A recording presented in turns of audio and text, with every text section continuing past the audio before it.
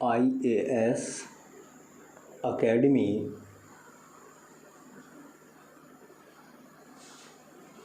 ठाकुर द्वारा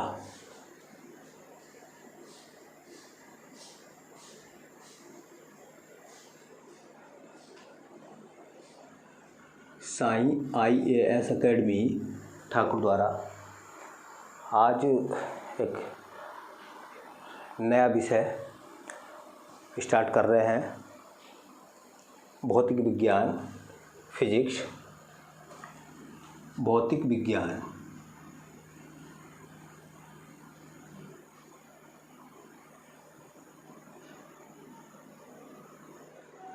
फिजिक्स,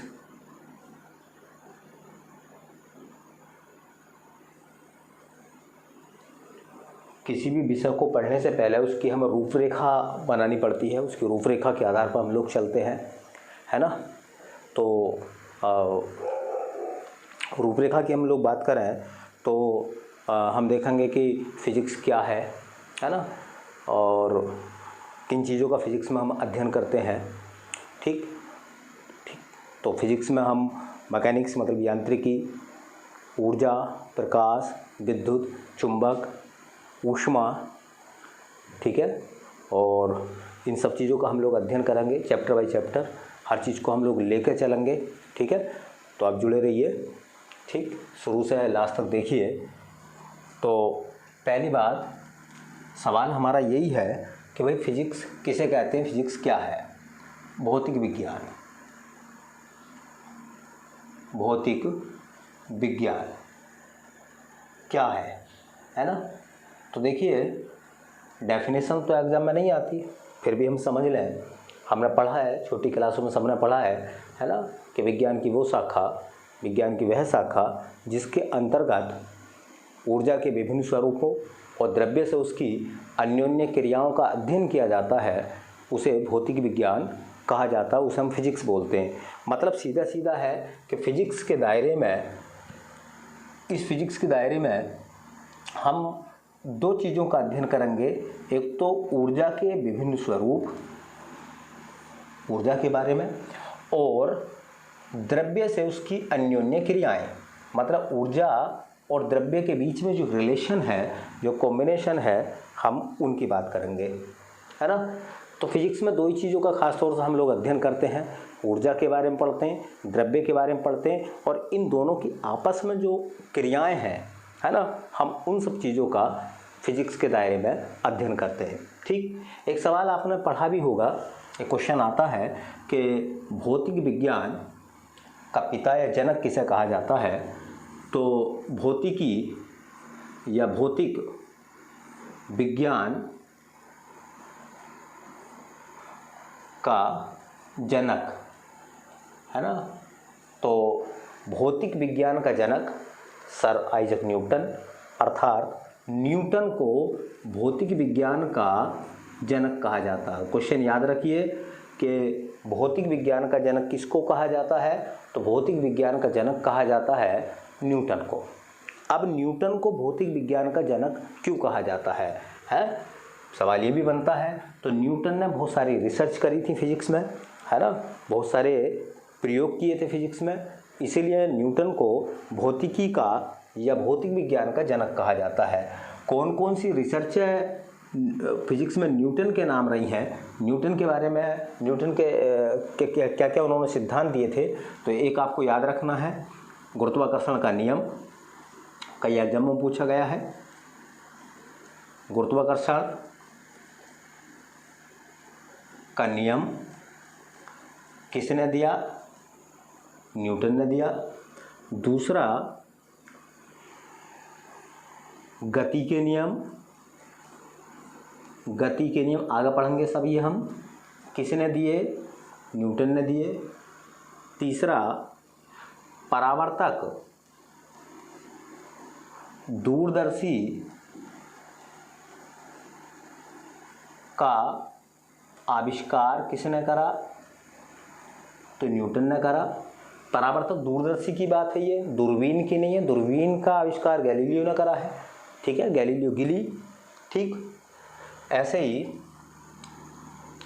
श्वेत प्रकाश में श्वेत प्रकाश में 7 रंग होते हैं, ये किसने बताया? ये भी न्यूटन ने बताया था कि श्वेत प्रकाश 7 रंगों से बनता है। वो आपने सुना होगा BIBGYOR, विबजियोर के नाम से, है ना। तो वो न्यूटन के नाम था, है ना। न्यूटन ने बताया था श्वेत प्रकाश 7 रंगों से मिलकर बनता है। ऐसी देखिए न्यूटन के बारे में कहा जाता है कि अवकल गणित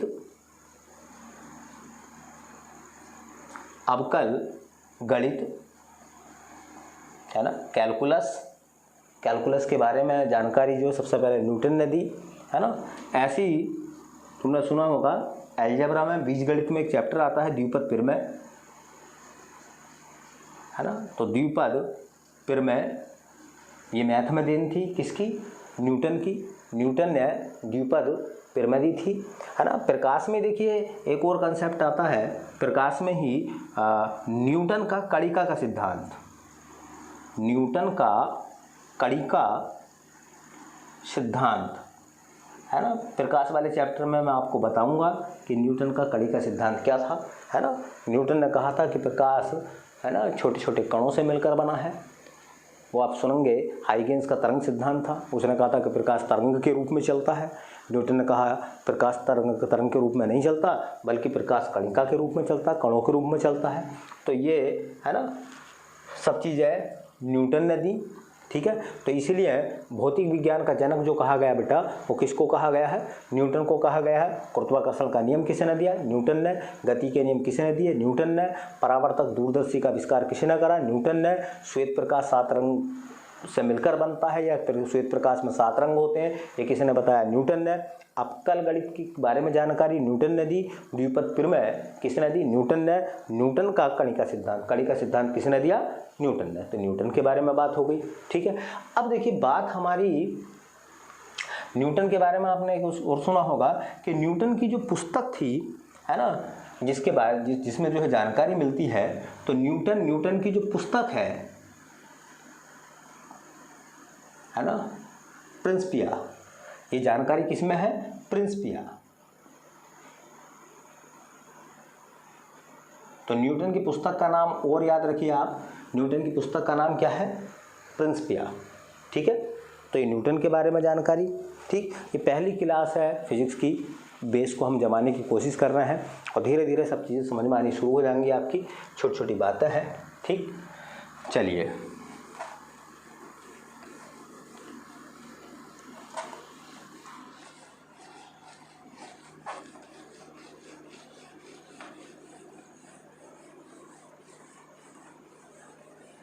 चैप्टर स्टार्ट करने से पहले मैं कुछ चीज़ें आपको बेसिक की बताऊंगा, तब हम अपने टॉपिक पर चलेंगे, मूल टॉपिक पर हम लोग चलेंगे।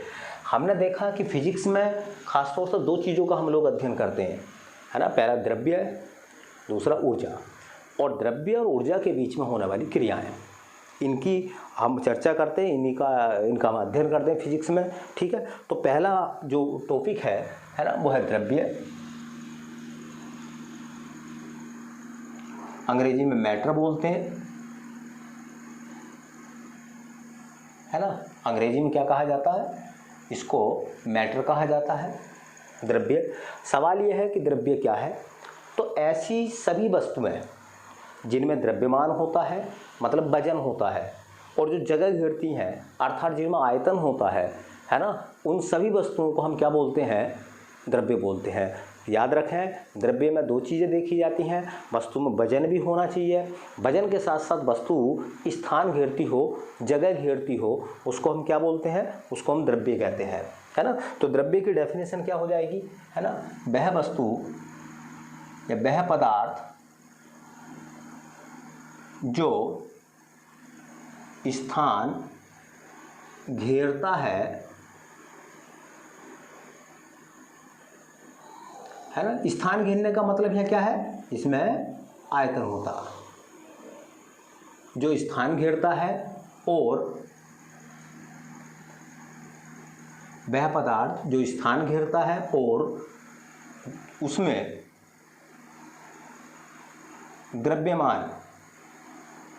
द्रव्यमान का मतलब यहाँ किस चीज़ से है? वजन से है। द्रव्यमान होता है और उसमें द्रव्यमान होता है ना।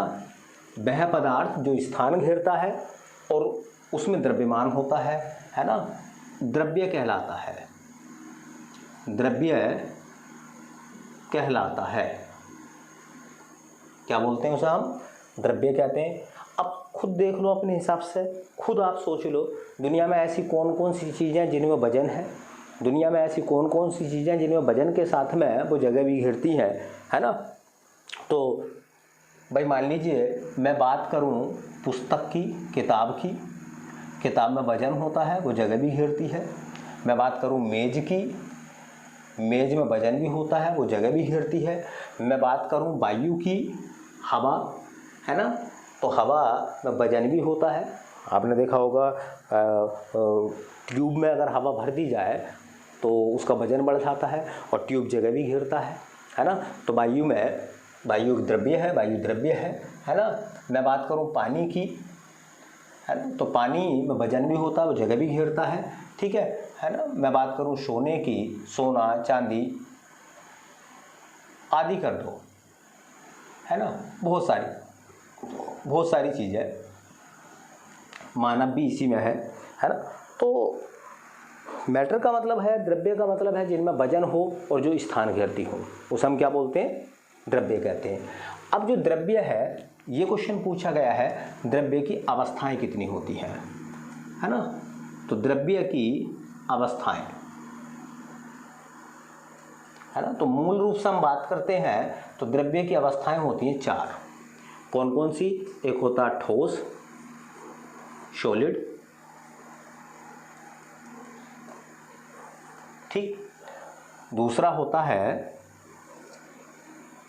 द्रव, लिक्विड,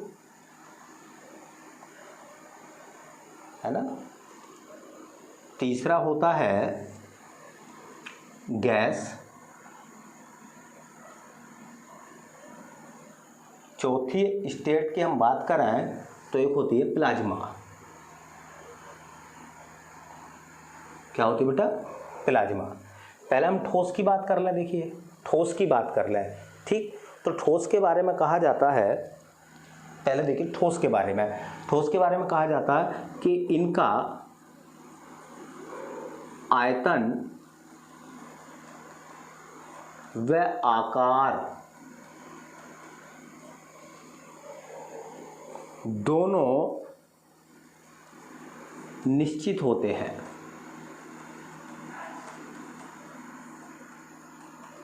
दोनों निश्चित होते हैं मतलब सीधा क्या है कि इनका ना तो आयतन बदलेगा कभी और ना इनका आकार बदलता है। मेरे हाथ में मार्कर है, ठीक है, इसका ना तो आकार बदलेगा जब तक लो इस पर कोई बाहर से बल ना लगाऊं मैं, और ना ही इसका आयतन बदलेगा। इसलिए ये मार्कर क्या है, ये ठोस में आ गया। किताब है, उसका ना आयतन बदलेगा ना आकार बदलेगा, इसलिए किताब क्या है, ठोस है। लकड़ी क्या है, ठोस है। धातु है क्या है, ठोस है, ठीक है। तो इनका ना तो आयतन बदलता है और ना इनका आकार बदलता है, दोनों ही निश्चित होते हैं, ठीक। उसके बाद में देखिए हम बात करें द्रव की। द्रव की, द्रवों का आयतन तो निश्चित होता है लेकिन आकार अनिश्चित होता है, आकार बदल जाता है ना। तो इनका आयतन तो निश्चित होता है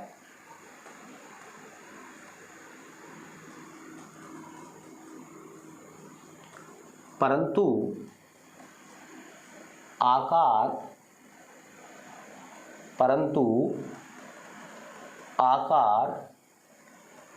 अनिश्चित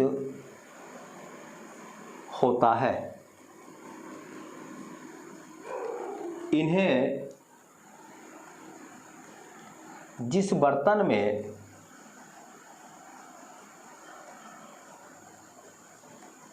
डाला जाता है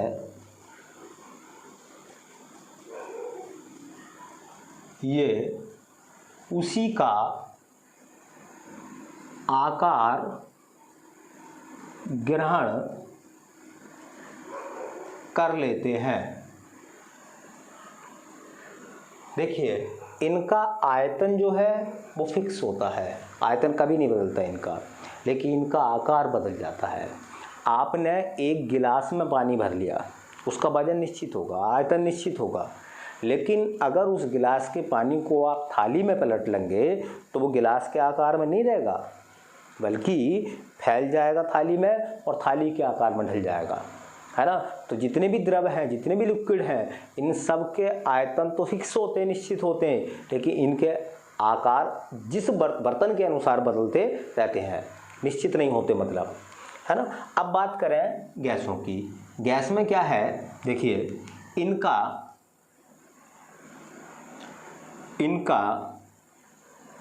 आयतन व आकार, इनका आयतन में आकार अनिश्चित होता है, अनिश्चित होता है, अर्थात ये जिस बर्तन में डाले जाते हैं उसी का आयतन व आकार ग्रहण कर लेते हैं। मतलब यह है कि इन्हें जिस बर्तन में डालोगे आप, ये उसका आयतन और उसी का आकार ग्रहण कर लेंगे। अब एक हिसाब लगा लीजिए, है ना, गैस सिलेंडर में भरी हुई गैस सिलेंडर के आकार में है और उतनी उसके अंदर आएगी जितना उसका आयतन है, लेकिन जैसे ही वो सिलेंडर से, है ना, निकलनी शुरू हो जाती है, लीक होनी शुरू हो जाती है और वो कमरे में फैल जाती है, कमरे के कोने कोने तक पहुंच जाती है ना, तो वो कमरे के आयतन के बराबर उसका आयतन हो जाता है और उसका आकार भी कमरे के समान हो जाता है। अब देखिए ऐसा क्यों होता है। आपने ठोस देखे होंगे, तो ठोस क्या होता है ना, ठोस क्या होते हैं, मान लो ठोसों में तुमने देखा होगा उनके जो कण हैं वो एक दूसरे के बिल्कुल पास होते हैं, एक दूसरे के बिल्कुल पास होते हैं, क्योंकि प्रत्येक वस्तु कणों से मिलकर बनती है, अणुओं से मिलकर बनती है। तो याद रखें कि ठोस के दो अणुओं के बीच में जो गैप होता है, समझे मेरी बात को, ठोस के दो अणुओं के बीच में जो गैप होता है वो सबसे कम होता है, उसे कहते हैं अंतर अणुक स्थान। साइंस की भाषा में उसको बोला जाता है अंतर अणुक स्थान। ठोसों के दो अणुओं के बीच में सबसे कम गैप होता है, सबसे कम जगह होती है, इसलिए कहा जाता है कि इनके दो कणों के बीच में जो अंतर अणुक स्थान है वो सबसे कम होता है ना। तो देखिए ठोसों में क्या होता है, इनमें या इनके दो कणों के बीच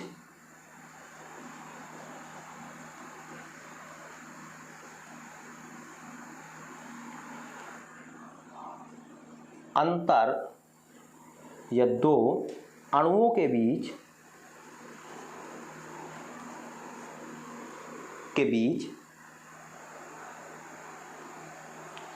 स्थान सबसे कम होता है।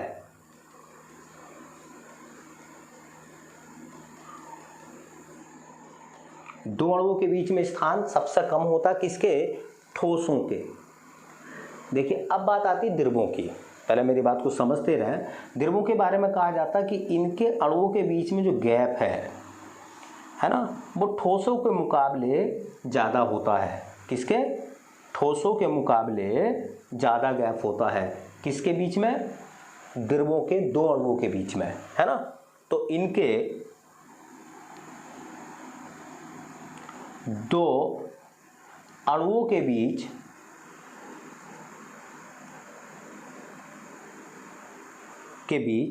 स्थान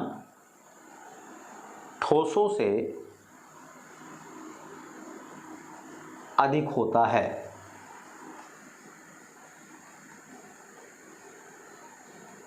है ना? कोई पूछता आपसे कि ठोस द्रव गैस में किसके अणुओं के बीच सबसे कम जगह होती, स्थान होता है, तो ठोसों के, है ना? अगर हम बात करें गैसों की, सबसे ज्यादा गैप होता है, सबसे ज्यादा गैप होता है ना? तो इनके दो अणुओं के बीच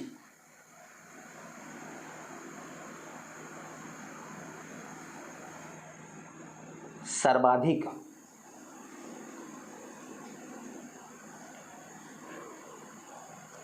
स्थान होता है, जिसे हम रिक्त स्थान बोलते हैं या अंतर अणुक स्थान बोलते हैं, है ना? सबसे ज्यादा होता है ये। अब एक हिसाब लगाओ कि ठोसों के अणुओं के बीच में गैप कैसा है, कैसा गैप है, सबसे कम है। तो जब ठोसों, आप सब जानते हैं कि दो कण एक दूसरे के प्रति गुरुत्वाकर्षण कह सकते हैं या अणुओं के बीच में लगने वाला आकर्षण बल कह सकते हैं। दो कणों के बीच में आकर्षण बल कैसा होगा अगर वो पास पास है? तो सबसे ज़्यादा होगा, सबसे कम होगा? सबसे ज़्यादा होगा, है ना? तो इनके बीच में क्या होता है, देखिए इनके बीच में, है ना, इनके बीच में सबसे कम स्थान होता है, इसलिए कहा जाता है कि इनके बीच में सबसे ज़्यादा अंतर अणुक बल लगता है या आकर्षण बल सबसे ज़्यादा होता है ना? तो इनके बीच सर्वाधिक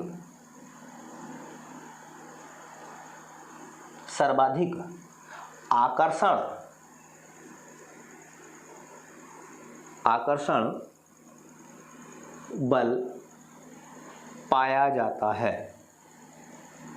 इनके बीच में सबसे ज़्यादा आकर्षण बल होता है। तो पूछेगा सबसे ज़्यादा आकर्षण बल किसके अणुओं के बीच लगता है? ठोसों के अणुओं के बीच सबसे ज़्यादा आकर्षण बल लगता है।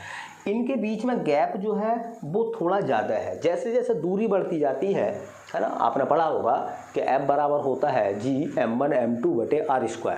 जैसे जैसे दूरी बढ़ती चली जाती है वैसी वैसी आकर्षण बल का मान कम होता चला जाता है ना? तो इनके अणुओं के बीच सबसे ज़्यादा आकर्षण बल होगा। तो इनके अणुओं के बीच में बोलो ठोसों से कम आकर्षण बल होगा, है ना? तो इनके अणुओं के बीच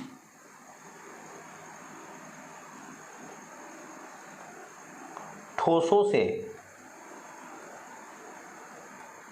कम आकर्षण बल पाया जाता है।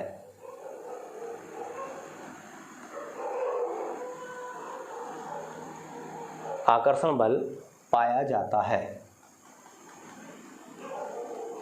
सबसे कम, सबसे ज़्यादा आकर्षण बल ठोसों के बीच में और सबसे कम आकर्षण बल, कम की बात करें जिसके अणुओं के बीच में जितना ज़्यादा गैप होगा, है ना, जितना ज़्यादा गैप होगा आकर्षण बल उतना ही कम लगेगा, है ना? अट्रैक्टिव फोर्स उतना ही कम रहेगा। ठीक है, तो अब बताइए जो गैस के अणु हैं उनके बीच में गैप कैसा सबसे ज़्यादा है? तो सबसे ज़्यादा अगर गैप है तो आकर्षण बल कैसा लगेगा? सबसे कम लगेगा ना, है ना? ठीक है, तो इनके अणुओं के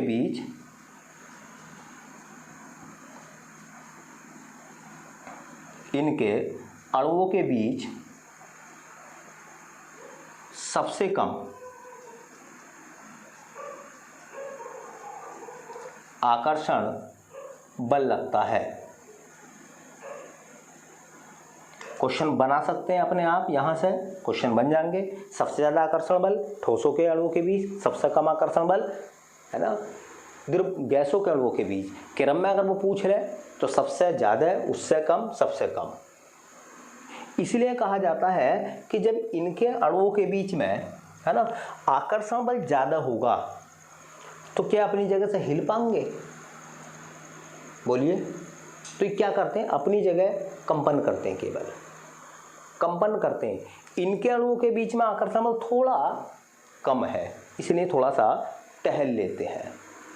ठीक है, इनके अणुओं के बीच में आकर्षण बल बहुत कम होता है, नाम मात्र होता है, नगण्य होता है, इसलिए ये इधर उधर घूमते फिरते रहते हैं। इसलिए कहा जाता है कि अणुओं के बीच में आकर्षण बल अगर कम है तो उनका आकार बदल जाएगा। अब यहाँ है, फिर वहाँ है, फिर वहाँ है, जिगजैग रहेंगे, वो टेढ़े मेढ़े घूमते रहेंगे। इनके अणुओं के बीच में आकर्षण बल कम है, इसलिए इनका भी आकार अनिश्चित होता है ना, ये बहने लगते हैं। ठीक, इनके अणुओं के बीच में आकर्षण बल सबसे ज़्यादा होता है, इसलिए कहा जाता है कि ये अपने स्थान से नहीं हट सकते, इसलिए उनका आकार निश्चित होता है। इसलिए आयतन भी निश्चित होता है ना। इनका आयतन तो निश्चित होता है लेकिन आकार अनिश्चित होता है ना। अब देखिए, बिल्कुल सिंपल सी बात है, जब ये कण बिल्कुल पास पास है, आकर्षण बल इनके बीच में ज़्यादा लग रहा है, तो क्या ये गति करेंगे? भाई आकर्षण बल ज़्यादा है तो गति करेंगे नहीं। जैसे तुमने देखा होगा, हम जब छोटे थे, है ना, तो गांव के स्कूलों में पढ़ते थे, किस दिन नहीं गए, पिताजी ने देख लिया, है ना, क्यों भाई स्कूल क्यों नहीं गए? क्योंकि पिताजी और हम और स्कूल पास ही पास थे, है ना, तो आकर्षण बल ज़्यादा था, अट्रैक्टिव फोर्स ज़्यादा था। ठीक है, तो ऐसे आप समझ सकते हैं कि अगर नज़दीक है चीज़ें तो अट्रैक्शन ज़्यादा होगा, अट्रैक्टिव होंगी, वो आकर्षण बल ज़्यादा होगा, है ना। अब जैसे लॉकडाउन चल रहा है ना, घर में रहिए आप, इसका मतलब सीधा है बल ज़्यादा लग रहा है पुलिस का, आकर्षण बल ज़्यादा है, घर में रहिए, है ना, तो गति मूव करोगे आप, है ना, करोगे भी तो घर से बरामदे में, बरामदे से घर में, है ना। तो यही आप मान सकते हैं कि जब, है ना, ठोसों के अणुओं के बीच की दूरी कम होती है तो आकर्षण बल ज़्यादा लगता है, और जितना आकर्षण बल ज़्यादा होगा उनकी गतिज ऊर्जा उतनी ही कम होगी, है ना। तो अगर मैं सवाल पूछूं आपसे कि सबसे कम गति कौन से कण करेंगे, तो ठोसों के कण सबसे कम गति करते हैं, इसलिए कहा जाता है इनमें सबसे कम गतिज ऊर्जा होती है, इनमें सबसे कम गतिज ऊर्जा होती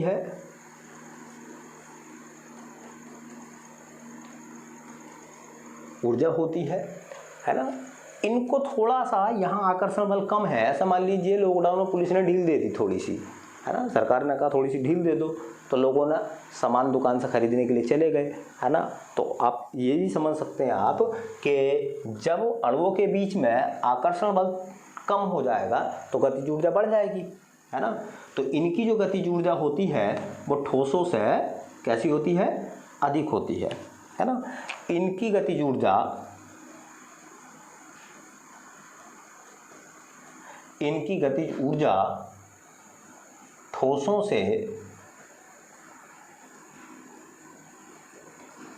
से अधिक होती है, ठोसों से कैसी होती है बेटा, ज़्यादा होती है ना। अब बात करें हम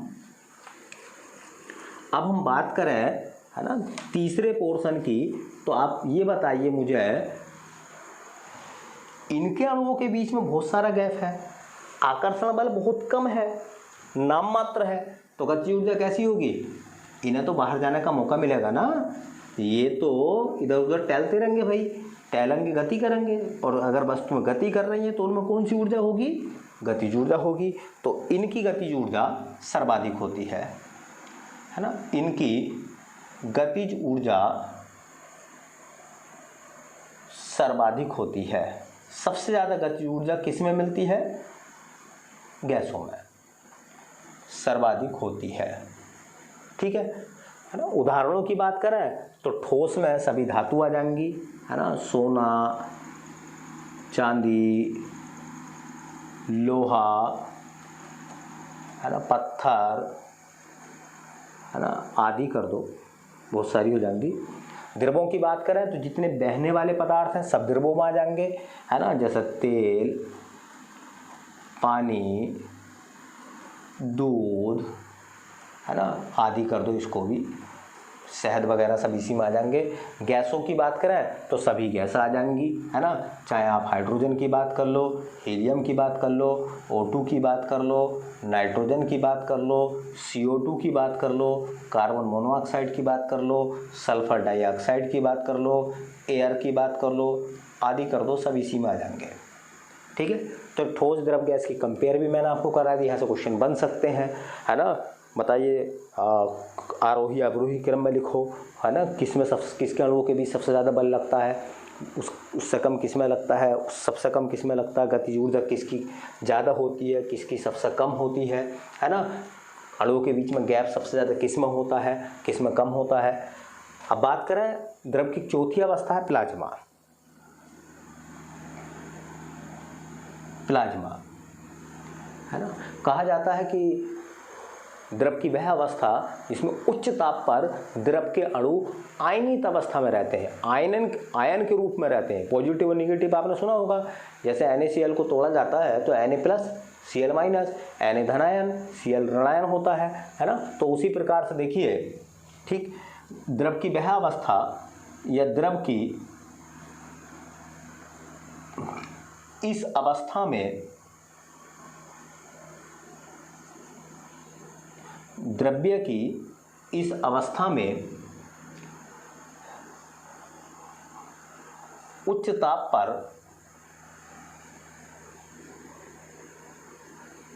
कण, या आप ऐसे कह सकते हैं इस उच्च ताप पर द्रव के कण